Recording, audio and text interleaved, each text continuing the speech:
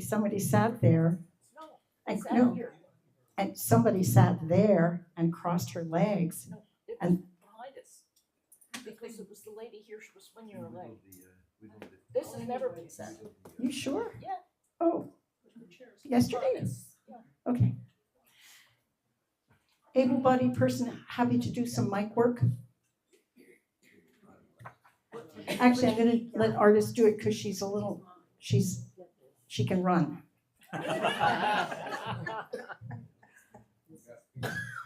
What? Are my peas popping? Thank you, Charlie.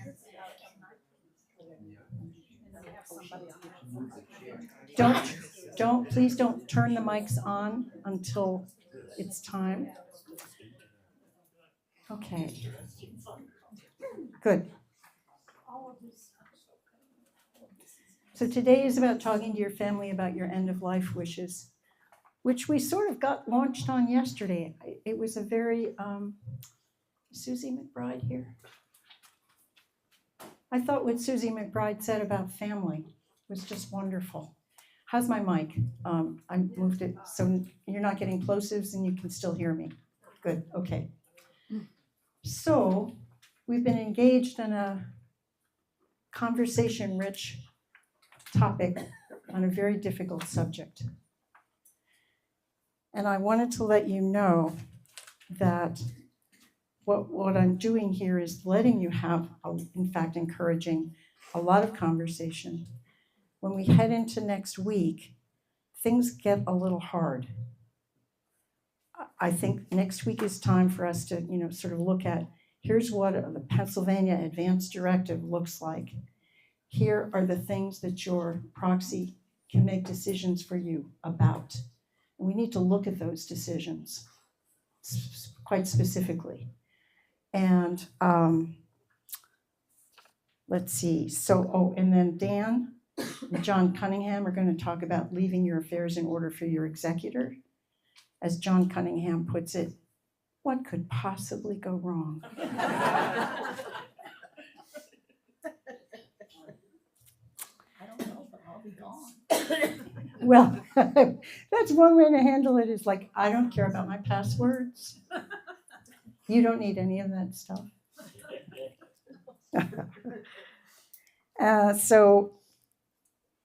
And the other thing we're going to do next week, which was really hair-raising last year in September, we're going to look at the post form.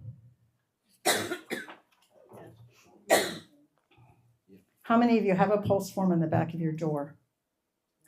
What does the acronym POLS stand for? It stands for, in Pennsylvania, it stands for Pennsylvania Orders for Life-Sustaining Treatment. Physician's order. No, actually, in Pennsylvania, it's Pennsylvania. But in most places, it stands for Physician's Orders for Life-Sustaining Treatment. And I want you to know that your advance directive is absolutely of no concern to the EMTs who come to resuscitate you. If you don't have this, they will do that, no matter what your advance directive says. You got it? We need to have these. Okay. But, that's, what? No, I said I just had my doctor sign mine last week. It has to be signed by your doctor. It is only effective if it's signed by a physician, which is why Dan is saying it's physician's orders for life-sustaining treatment. I didn't want to get to that. I just wanted to alert you. Don't just say, okay, we're done this week, because it's been softball this week. Next week's hardball. Yes, ma'am. I forgot your name. My name's Catherine. Catherine. I know. Thomas' daughter, Catherine, is here. Right, I know, Mom.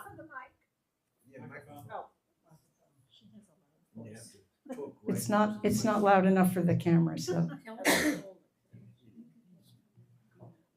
And you have to hold it like an ice cream cone. You're going to eat it. Good.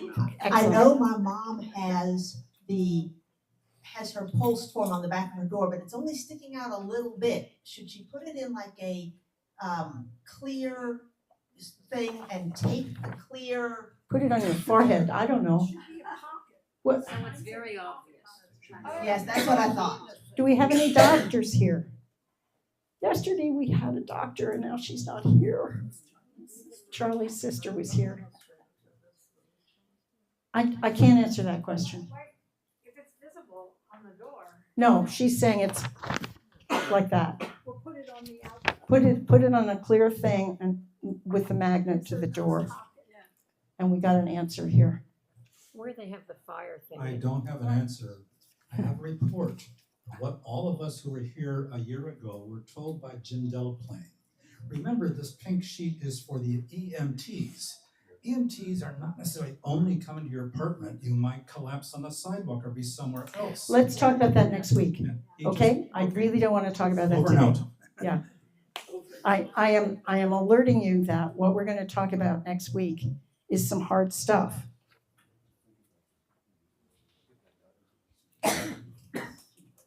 Andrea's here. I'm sorry you had oral surgery.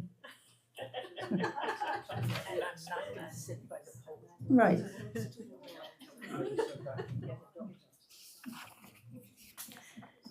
And I'm bringing this up because tomorrow, a medicist is coming in. Michael, I can't pronounce his last name.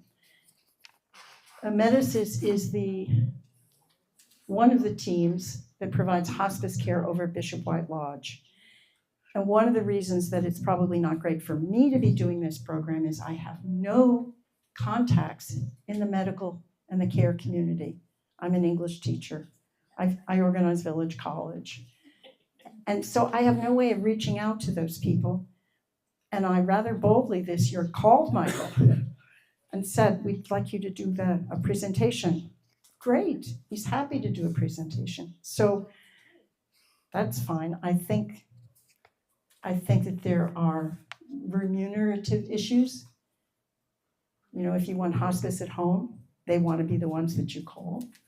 Okay. So I won't be able to say stuff like this tomorrow. Tomorrow is for Michael. I don't know if he's bringing some of the hospice care people in with him or not. So we won't be able to have conversations or questions like that. Bring your questions about hospice. Bring your questions about palliative care.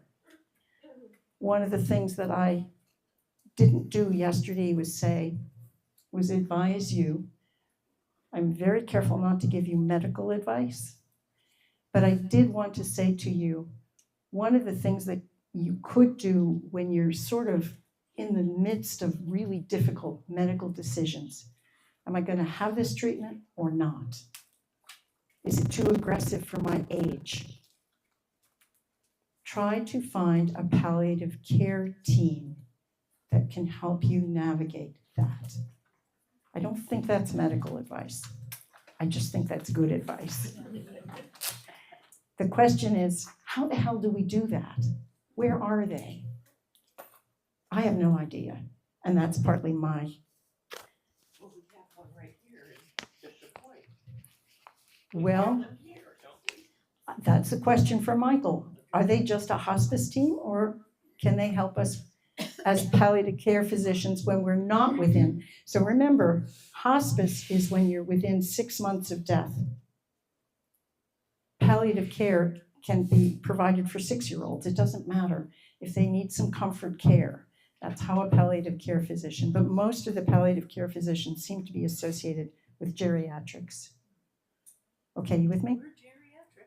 Oh, we sure are. We are getting there. It was really funny because some of the early comers are coming in with their rollators and they're coming in with their surgery stuff and their gloves because they're cold.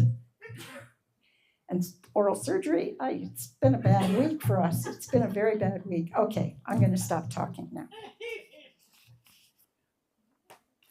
That was like preface of things to come. So what we've been talking about is thinking about what's important to you, trying to write down what's important to you, using whatever resources you want, but using compassion and choices is helpful.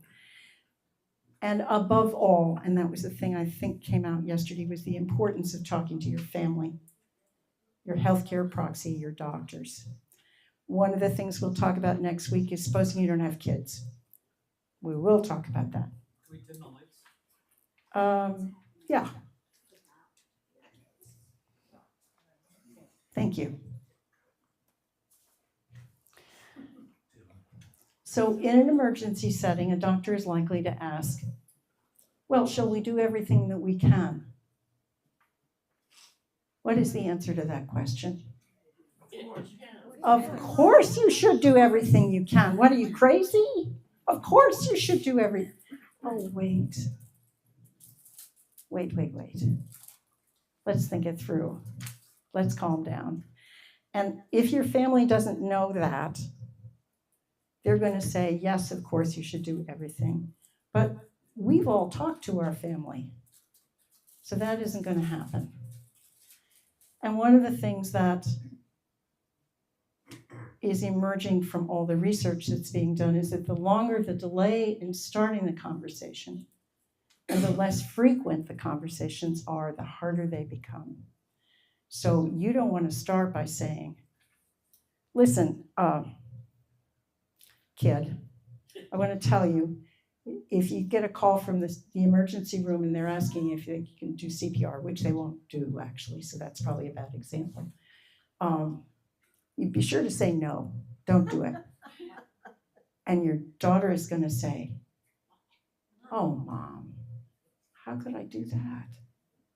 Well, if you start having that conversation now and talk about some of the things that we've been talking about, it begins to settle in that trying to take care to the very end of everything is not necessarily good care.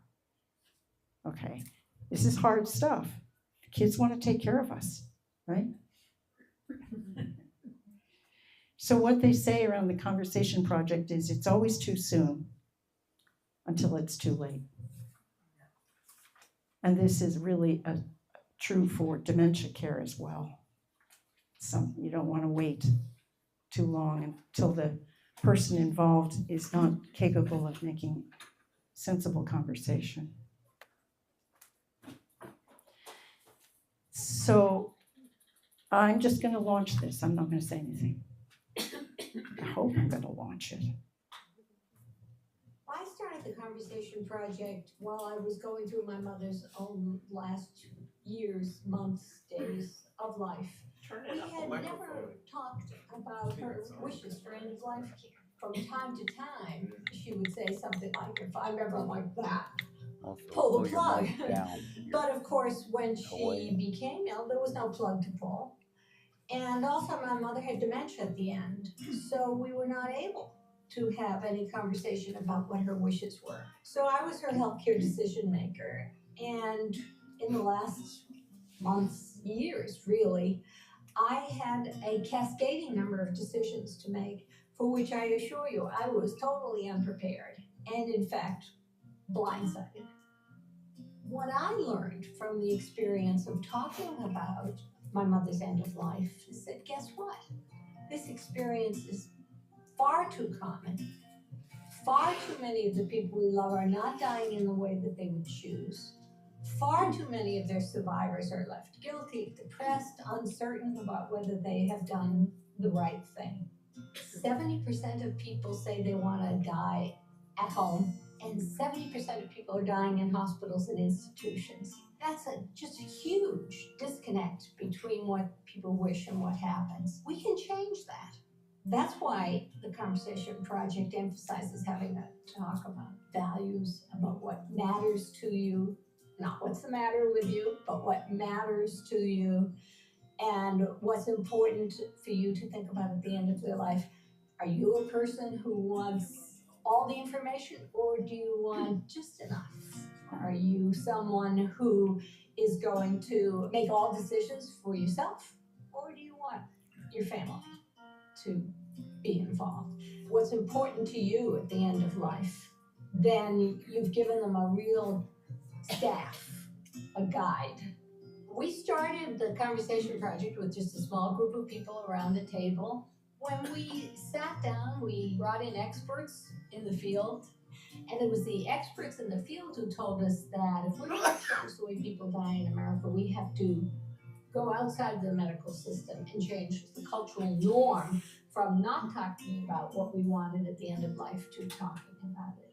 One of the things that the conversation does is tell your parents that you're going to be there for them, that you're not going to leave them isolated in the hands of strictly medical people. The medical community is just beginning to be conversation ready. A generation ago, we transformed how people were born. It was not the medical profession that said, come into the hospital with your video camera, let's have a baby in a bathtub, and don't all the husbands want to come into the birthing room? It was not, I assure you. Birth is a human experience, not just a medical experience. And part of what we're doing in talking with people is recapturing and saying, dying is part of the human experience. It's part of a natural progression in life. We have the capacity to transform how people die in this country. I think everybody does have an idea of what a good death would be. When you ask people, the word that comes up the most is peaceful. The Conversation Project is very much about connecting. It's about sharing, and it's about being open and loving to each other through a very difficult journey.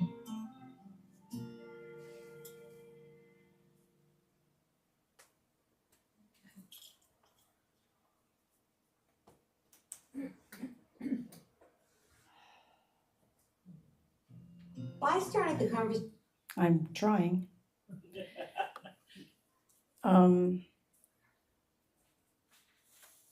I have one more video where, again, they're using the Conversation Project,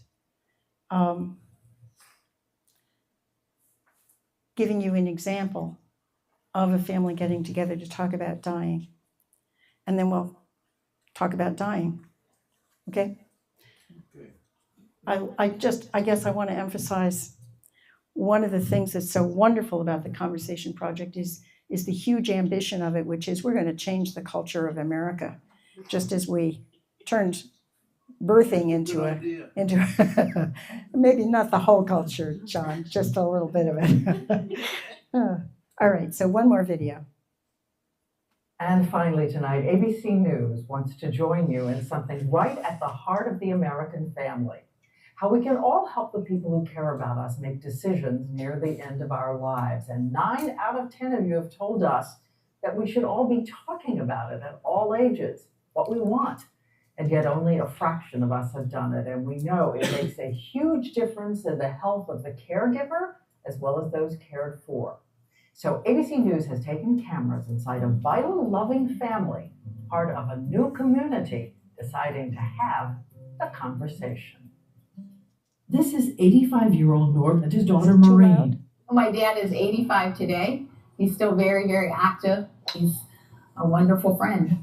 Throughout life, daughter and father have always talked about everything, except one thing: how to control the end of your life in the same way you control the prime of your life. So dad and daughter gather the family together, 3 generations, for an act of love.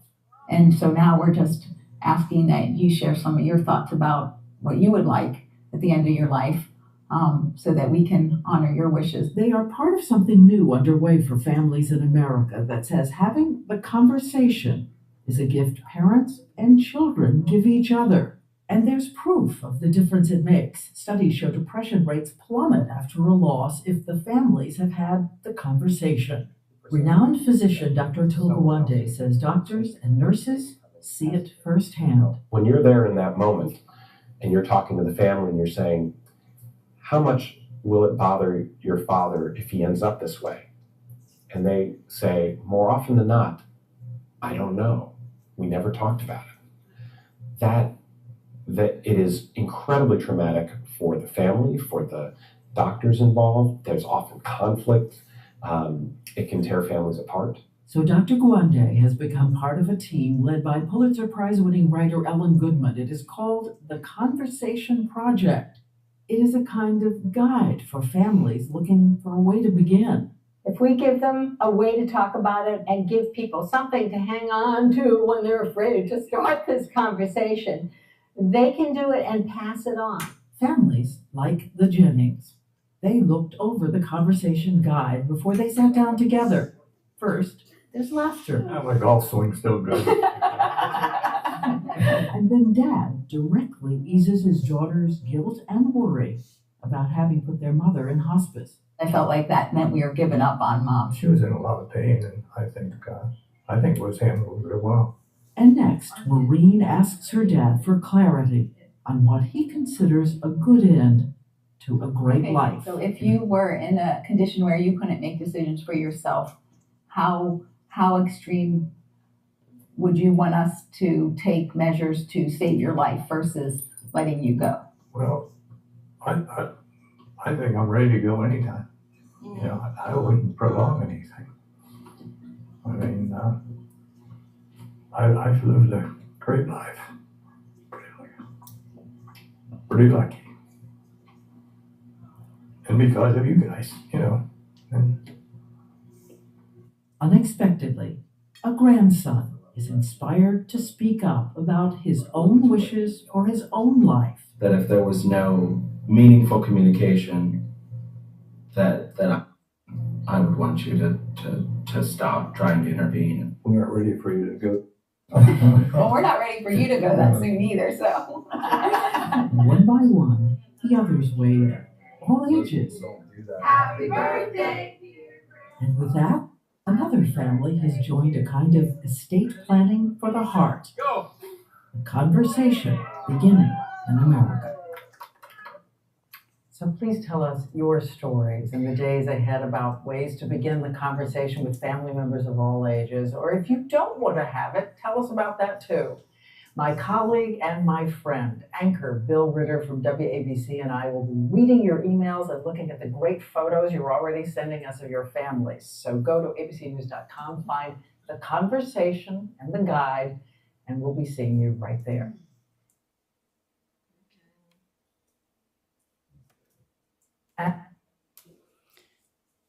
I don't know how to give you guys this stuff. Maybe I'll put this on the forum.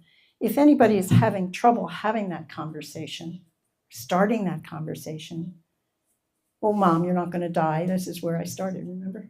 Oh, Mom, you're not going to die. Well, actually, yeah, but so are you. Could we talk about this? Again, trying to change the culture one person at a time within your family, that's the place to start. And this particular website is incredibly rich with resources. There are videos and there are like conversation starters. And now that I'm talking about it, I will put it on the forum for you so that you have this link. So where we are is right there. Yeah, I think so, yeah. What do we do after that? Yeah, tomorrow. So, yeah, the floor is yours. If I had my way, I would have Susie McBride reiterate the story that she told yesterday about how that whole family had an incredibly bonding experience around the death of, John. who was Her it? brother John. Her brother John And her sister. and her sister, yeah. But the conversation was when the whole family got together in Maine when John died. That is the Can't hear. Here, piece. talk right into it. She talked, yes, about her sister having a catastrophic illness that was not quite known in the beginning. And then she went on to her brother who had a longer period of decline. And what she was talking about, I think what you're referring to was the fact that when John was dying, the family, her whole family, Mary's whole family, and John's whole family got together and had such a meaningful time around John's death. And if I remember it correctly. I think that sounds like a pretty good iteration. Rick? In situations where families can agree, Cannot agree, are there services such as Catholic or Jewish family services, say, who will make a mediator available? I know it's a delicate situation, but the mediators mediate everything in today's world. And I wonder whether there are mediators who undertake this delicate task. one of the things that, well, am I treading on thin ice here? I don't know. Oh, okay. I'm getting no help here. One of the things that the Compassion and Choices folks talk about is, and again, this is a topic for next week, is you're choosing your medical proxy carefully. It seems to me that there is an option to say, I don't want so-and-so to make decisions for me.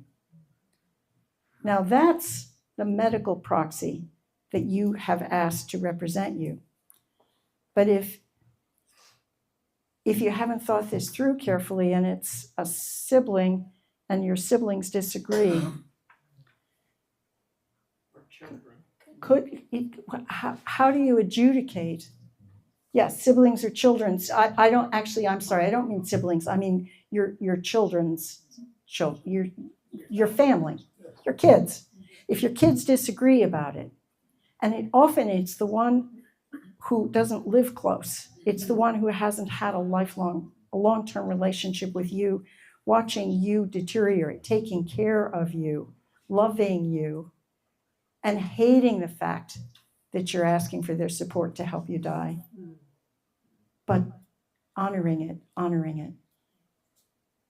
Andrea. Yeah, in my experience as a nurse, the conflict around what to do about mom or dad often occurs when it's, they've never had the conversation. And when you have the conversation with your family over time, I've experienced this with my own kids. One is like, do everything. The other one's like, well, what do you want, mom? That kind of thing. You have time for people to get used to that idea, those ideas. It doesn't necessarily have to come to this. And then, as Sue said, you do have the person who's responsible for making the decisions. And that person should know exactly what your thoughts are and be willing to honor them. And so ultimately, you also let your kids know who the medical power of attorney is. It's probably not going to be the one who is against what your wishes, your personal wishes are. In fact, it certainly shouldn't be the one who's against. Hold on a second, Karen's right there, just to your right. Hold the mic up. I think I said this last year, so I might be repeating myself, but I have always talked about that I did not want my death dragged out since the kids were small. In fact, they would say, oh, Mom, stop. We've heard this before. We know what you want. But when it came down to making the proxies, my elder daughter said, I would have trouble doing that.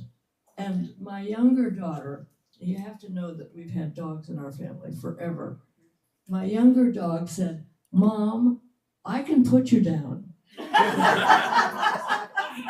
And I think this was like, it never occurred to me that somebody else would decide for me. And I'm pretty non-religious at this point, so that may explain for it. But it seems to me it should be our decision. And that's what, it was sort of a joke then. And it still is a joke. And my grandson, says, he comes in, I'm glad to see they haven't put you down yet. Isn't that great? That's the way it should be. Kathleen? So I think in relation to Rick's question, might be something for Michael next week tomorrow. Because yes. My understanding is that perhaps the social worker on the hospice team could help the family with any dissension among themselves. And I don't know that there's an agency that you can hire to be the mediator, but I think that hospice could be very helpful in that relation. The only thing that I know about is a paragraph in the Compassion and Choices that says choose your proxy carefully. And and then especially in the LGBTQ program that they've set up, they say, if you don't want someone to be either in the hospital visiting you, or you have rights and you can specify those preferences in your healthcare advance directive. And here's our family therapist. Yeah, I'm speaking as a family therapist. You know, that sounds like the last resort, you know, to It kind of really put that in, but, does, you know, yes. There are gonna be ongoing relationships presumably among the siblings. So I guess my advocacy would be start the conversations early, and it's not going to be one conversation. And if necessary, there are family therapists who can assist in resolving old wounds in the family that are likely to surface at a time of crisis. So that's my advocacy for, Yes, for that. I think that is wonderfully put. And if there is a solution to this problem, which feels okay, it is the one that Joe is talking about, which is don't wait. It's always too soon until it's too late. And if there's one thing I want you to leave here thinking of, sort of embedded in your brain, is to do it now, do it now, do it now.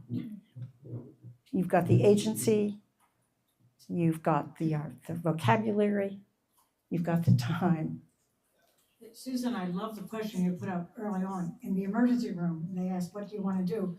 Because you can have the conversations, but so many times when the actual crisis occurs, and I've read numerous examples of this, you know, somebody said, oh, that they're supposed to be on hospice, but then they panic when, you know, blood's pouring out, and or you can't breathe, do something. So those specific questions, is there in the having the conversation, is there any list of like specific questions? Because I think that's really good to give that question to your, well, it was mine or daughters, say, you know, in the emergency room, if they ask you this, how would you respond? Instead of just saying, because my daughters say, yeah, I know you don't want life prolonging things, but I think those specific scary instances may be really good. So is there a set of questions that people could go over and make it easier to really be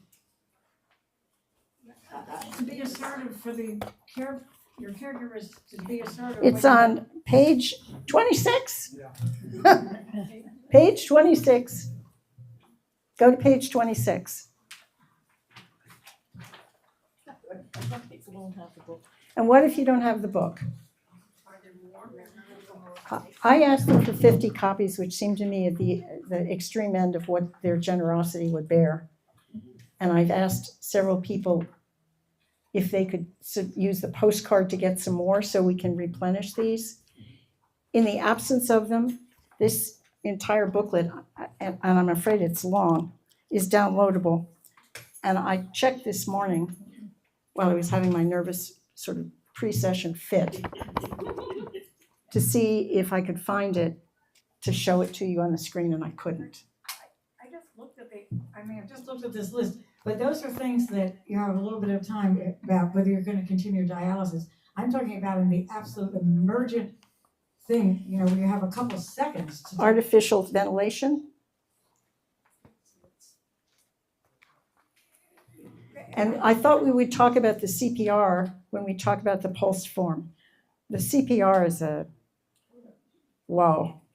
No, it's just like, I mean, like one example was somebody who was, that had said they were not going to go to the hospital, and then the woman was bleeding, and you know, you see blood everywhere, and they ended up calling 911, even though that was against the initial decision. That's why I say the things that happen. Yes. I'm talking about a slightly more emergent situation than what this page comes to. So then there are two questions embedded there. One is, how do you avoid the panic? How do you, as the healthcare person, as a caretaker, whether or not you're the proxy, the spouse, how do you avoid that panic 911 call? So that's a question. And two, if you don't avoid that panic 911 call, and you end up, or you get a call, so your daughter gets a call, your mom's in the emergency room, You want us to do everything we can. Oh my gosh, I don't know. Maybe you say yes and you get to the emergency room and you bring your mom's advance directive with you and you say, I see that she's on a ventilator. I see that you've broken all her ribs. I see that and I've got the advance directive and I would like to pull the plug. That's what pull the plug is. It's not, there's no plug. You've got to say, get that out of her. Stop doing that. The stuff that you're giving to get her heart going, please stop that. This is hard to do. Hold on a second, Kathy. Marie. Well, I want to expand it a little bit because my grandson climbs rocks with no rope. It's free. And he is now in a position, and so we're all thinking about this. Plus, I just read about the polio victim who has lived 70 years in an iron lung, who just passed away, but had apparently to him a rewarding life in the iron lung for the last 7. He was one of the polio people and was in that. But I thought, it isn't just because I'm the age that I am, but that young man on the video who raised an issue, I think this is really a family conversation that goes beyond mom or dad right now. Oh, Kathleen was next. Wait, hold on, Kathleen, hold on a second, because Kathy Mann, what did you? Kathleen does after. Oh, you're watching, okay. Well, I just wanted to offer a personal experience that quite a while ago. I was a patient in the ER, and it was the hospital where I worked. And I hadn't eaten, I sort of fainted, and my neighbors found me and they called. I said I was fine. No, they called. I went away in the ambulance. Anyway, I was laying on a gurney in the ER, and this huge emergency came in, and it was actually a patient that I had on a previous admission as a social worker. And he was on the ENT service, and so the physicians were frantic about, does this man have a DNR, blah, blah, blah. And I pipe up and I said, he is a DNR. And they swung the curtain back. Who are you? And I said, I was his teen social worker, and I know what ENT would say. And they were saying, well, we're calling a code for the ENT. And I said, well, I know what they're going to say because he does have an advanced directive. But how would they find that in time to not pull the code? I remember the rest of it. Kathleen, you fainted. Because they were giving me an IV. But anyway, I think that they finally got the wife, and that she confirmed that. And then by the time I was able to leave, they came and thanked me. All right, Kathy Mann. Okay. Okay. I just want to share something that happened to me. I was married to someone with 8 children. Eight? 8. 8, count them 8.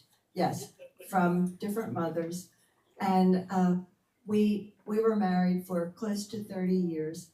My late husband, he had a long medical history. However, he passed out on the street, walking home. I didn't even know until he got to the hospital. Oh, because 2 neighbors found him, went through his wallet, saw who he was, but he was unconscious. So they called the ambulance. The ambulance took him, and he wound up being transferred from our local hospital to Jeff.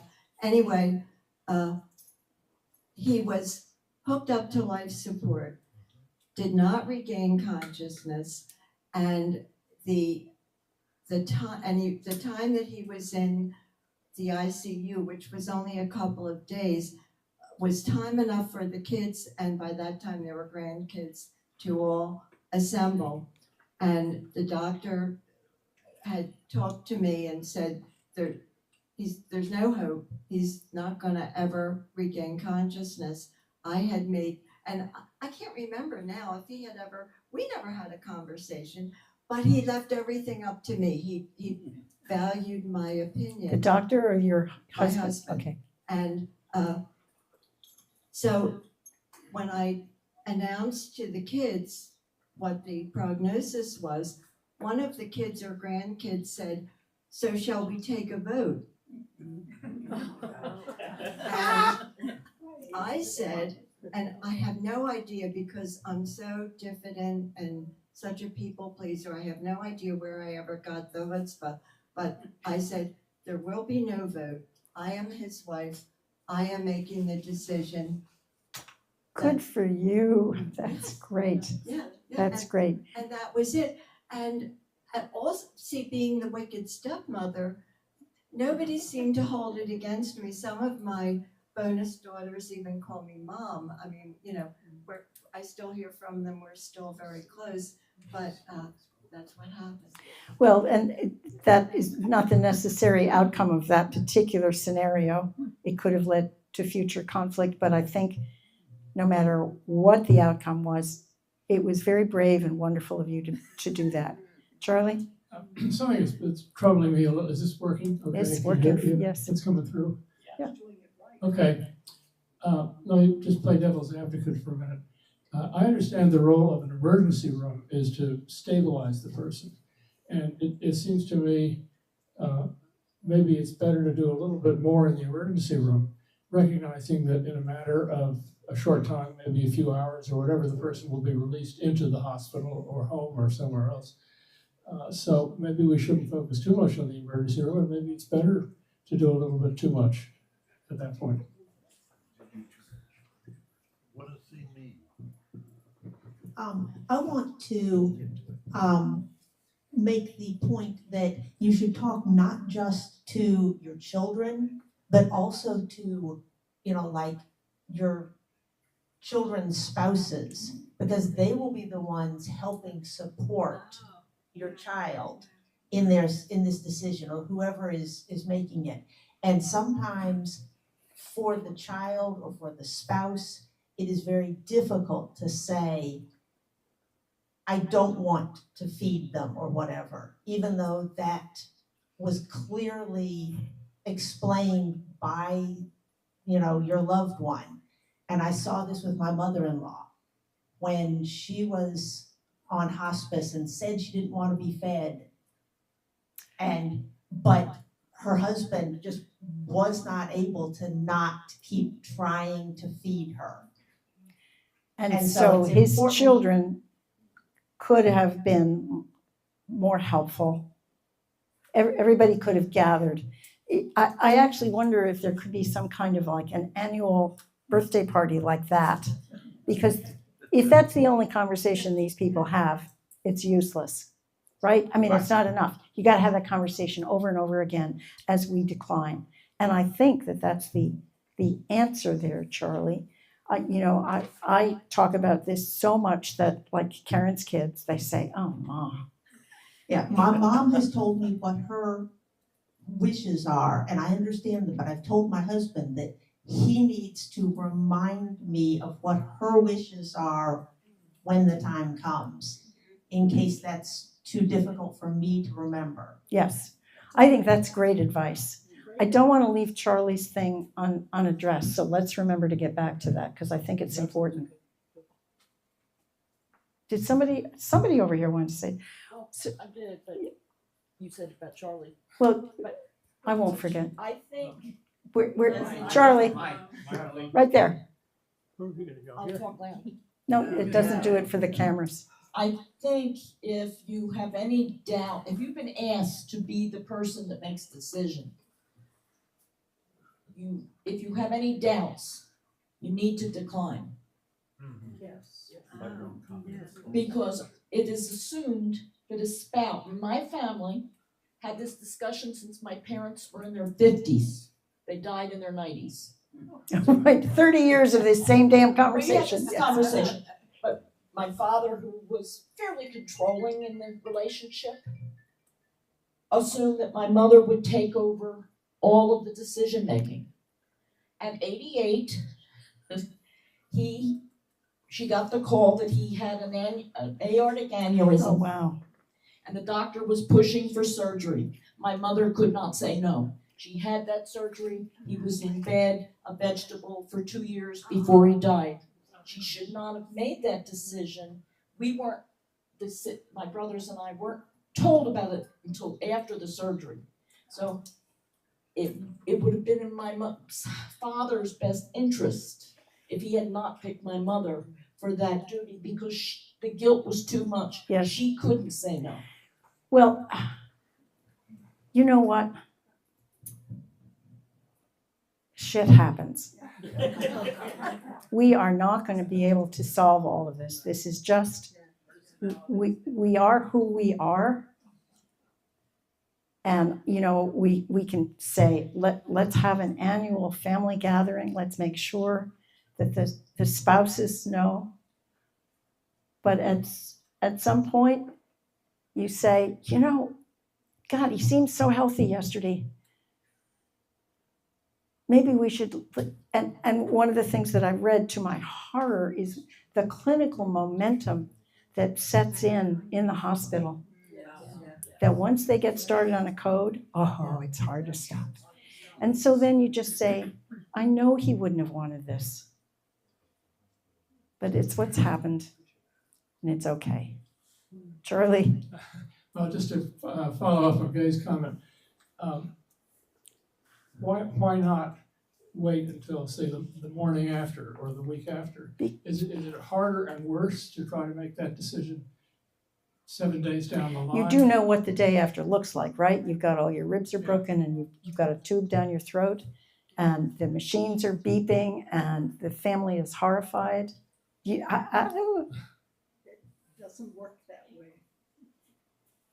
Just asking. It is a really terrible thing that happens. If you thought that you were going to come out of that, as Paul Selbst did, for another few years of life, without totally compromising the quality of your life, because there's the issue. At our age, when this stuff happens to us, there's some statistic on how many people leave a hospital where they've had CPR successfully. What's the statistic? It's 3%. That's if you're in pretty good shape. 3%. It's a little bit higher if you're under 80. But it's just not a great thing to happen, because they do such terrible things to you. And one of the things that happens is that there's been no oxygen in blood, oxygen to your brain. And so, yeah. And for those of us, and it's so hard to give this up, for those of us who value our agency and our competence, it's just like, oh, I just don't want to end up like that. So some of us are going to err on the side of me and Karen saying, no, no matter what. I had filled out everything and said no to everything. And even took Dr. Harrington's idea that one of the things that can be a really nice exit strategy is if you say no antibiotics. It used to be, before medicine came along, 21st century medicine, it used to be that they said pneumonia was the old man's friend. Do you remember that? That's how my grandfather died. It wasn't a nice death. He was struggling for breath, but pneumonia is the old man's friend. Well, we don't get pneumonia anymore. But I did notice, y'all know Dave Bruton? Dave Bruton was dying of dementia. But I rarely read obituaries, so this is not a characteristic thing for Susan Weston to say. I happened to see Dave Bruton's obituary. He died of pneumonia. And I said, what? Because nobody says he died of dementia. That's not really what you die of. The doctors have to put something specific. Apparently, does anybody ever die of dementia, Andrea? I guess they can if they, stop eating and that kind of thing. Okay, but it's going to be, well, I've lost track of what I was going to say. Antibiotics. So I said I didn't want any antibiotics, and I told my son, no antibiotics. If I get a UTI, no antibiotics. And he said, oh, Ma. Because that's ridiculous. Look at me, I'm striding around. But at some point, that might be my exit strategy. Because if it's just for a year or two and the quality of my life is so compromised, I'm so clear about this. Now, am I going to change my mind? I might. I'm beginning to recognize that I might change my mind. And then I have to go back and see poor Dr. Skiblow and say, you know what, maybe a short trial period of antibiotics would be okay. Okay, so fine, flexibility. Caroline? Well, I think a follow-up to Charlie's suggestion, the situation I was in was that of an emergency, it was just not being able to breathe. Just, yes, but it wasn't the cracked rib scenario. Was I going to say yes to the going on the ventilator? And it was easier then to say yes, thinking short term. And when short term then doesn't look like short term any longer, you've still got to make the other decision. But for me, the thing that was helpful was that when Jim went on the ventilator, he was in a panic because he wanted to breathe. He couldn't breathe. He was trying to breathe. He couldn't breathe. There is nothing scarier than that. And it was easier, as Charlie suggested, that he had the ventilator. He was on that. He was calm. He was out of it. And it was still necessary to make that decision. But it was easier to make it when he was quiet and calm, easier for me. I don't know if it was easier for him. And then Caroline, I presume then he could put him on sedation, so and yes, comfort. so that it wasn't uncomfortable, and that went down the hill. Yeah. So and I think the other remark I'd like to make, yes, I had a grandmother who lived with my family for the last 4 or 5 months of her life, and went from being on her feet doing absolutely everything to in bed, completely unable to come,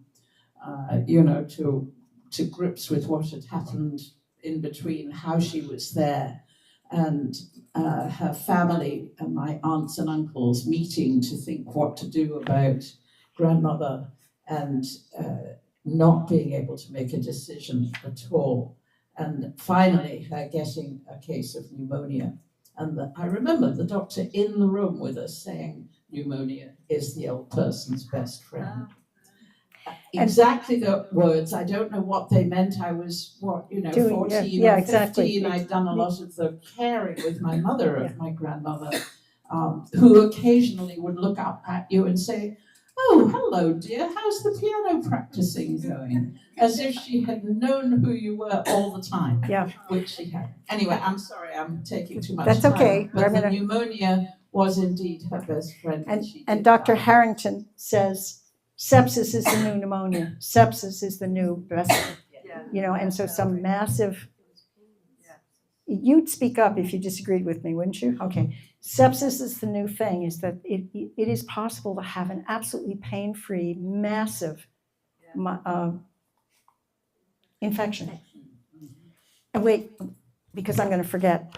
Trial period is an option. And then you can even specify, doctors may see whether the therapy quickly reverses my condition. If it does not, I want it discontinued. And you can say to your doctor, how long a trial period?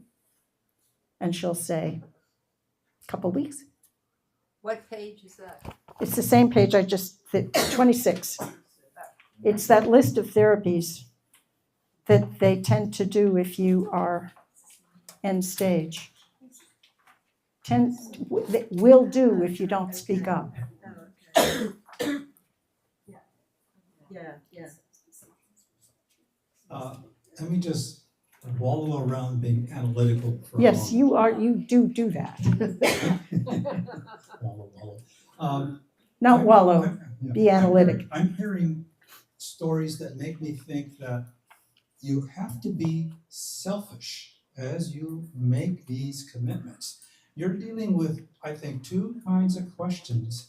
The nature of the decision to be made and the nature of the decision maker. I think when you choose the decision maker, you have to be selfish. You want them to you don't want to give to somebody because otherwise their feelings would be hurt. You want them to be able to be robust and resist the impressions that they're going to be receiving, specifically in an emergency. And the other thing I heard talked about here is the nature of the decision. I think Caroline talked about she refused to put the plug in to begin with. Therefore, I believe was not having to face the question of whether to pull the plug. And so I think that's part of the discussion you would want to have with the decision maker, that you would want perhaps early commitment to the kind of death you want, and for them to recognize these different kinds of decisions, and for you to recognize that they're going to be able to carry them out. Right, and next week, what day? Wednesdays, September 17th, choosing and talking to your medical proxy. They're always at 11. I don't do anything before 11.